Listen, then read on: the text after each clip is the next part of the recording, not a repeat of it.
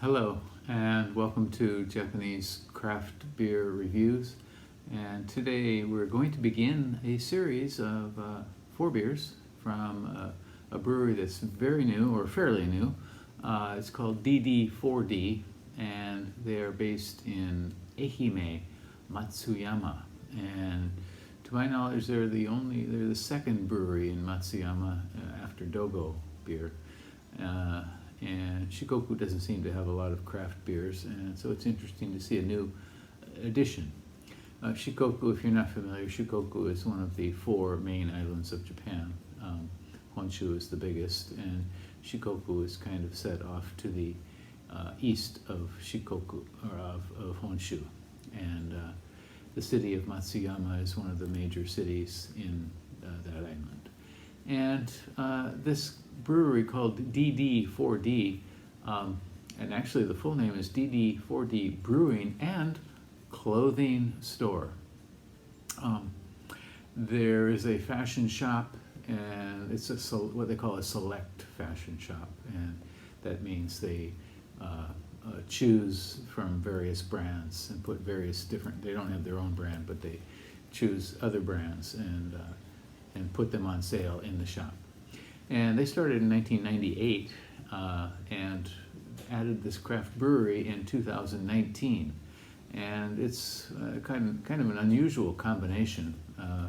But on their website, they stress that it's, of course, 2 different worlds, but a shared belief in craftsmanship.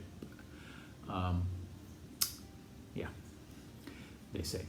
And actually, they have a sister brewery in Tokyo called YYG, which I have never heard of before.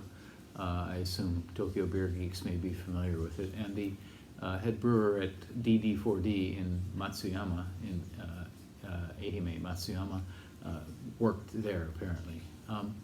And the Japanese brewer. And they also have a creative director who came from the fashion world, who kind of, I guess, works on various things with them, maybe including the artwork for their labels. And they have an American brewer who worked at Flying Fish and 21st Amendment in the U.S. So, and recently they became quite a bit in the news for their Kit Kat beer. Actually, it's a chocolate milk or a chocolate almond milk stout inspired by Kit Kat, and they do use some cacao powder in it. And Kit Kat apparently developed a special snack to go with it. So they got in the news for that recently. And that's basically how I found out about them. I'd never heard about them, and I saw it online. They were selling a few things, so I did order from them. I have never had them before. I don't know anybody who has. On Rate Beer, they list 9 different beers, but on Untappd, they have 44 different beers. So, shall we get started with them? Okay, we're going to look at 4 different beers from DD4D in Ehime, Matsuyama.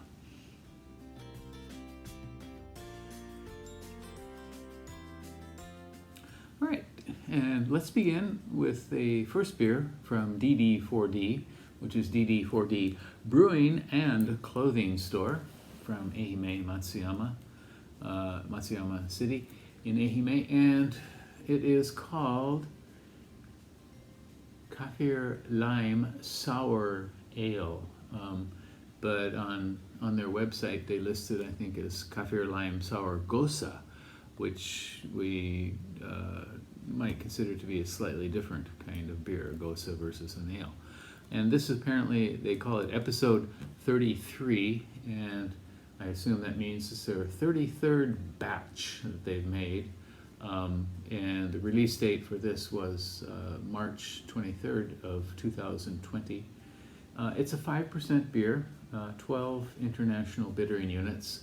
On Rate Beer, it has no ratings at all, and on Untappd, only 2 when I checked last. They may have a few more now. But you can see their label. On the label, it's DD4D, and they have a kind of sort of stylized image of brewing equipment, showing us, what they have. I have no idea I tried to find out what this name DD4D means, and I can't find anything. maybe I'm not looking in the right place, or maybe I'm not smart enough to figure it out. But in any case, this one, they claim they have a International Beer Cup 2019 Gold Award, and I'm not exactly sure which beer cup this is, International Beer Cup. It's not the same World Beer Cup that a lot of Japanese brewers enter to win something they can put on their label. To check this out and see what it is. But so should we give this one a go? It's a lime sour ale. They claim it's a gosa, but on the ingredients there's no salt included. They do have lactose and lime peel.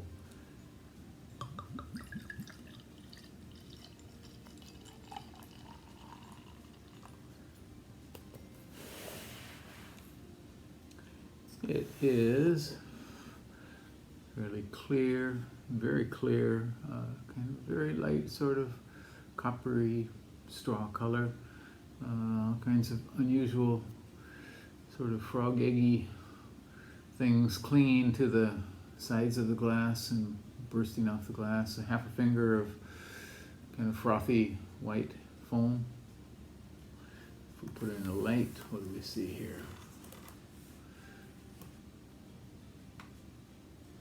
So you can see very light, not a lot going,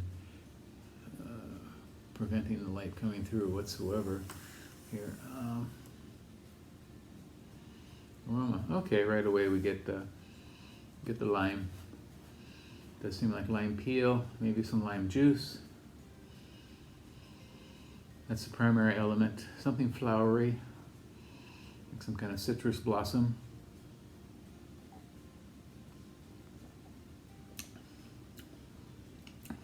It's mild. It does have the, definitely has some kind of lime, citric kind of astringency on the tongue, a little bit puckering. It's very refreshing, very kind of floral tasting, like chomping on citrus flowers.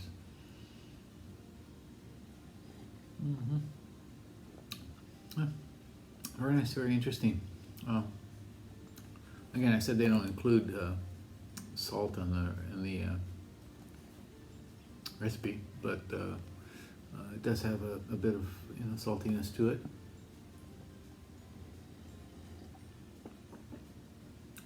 Very pleasant, nice light fruitiness, a bit of this lactose kind of coating the tongue, but not too much. It's a mild sour, very nice, very pleasant. It doesn't, it's not a kind of burning acidic sour that's hard to drink whatsoever. Very refreshing beer. I think this could serve very well during the hot summer months, and I hope this is one they make again. Not bad. I'm pretty impressed overall for the first beer I've had from this brewery.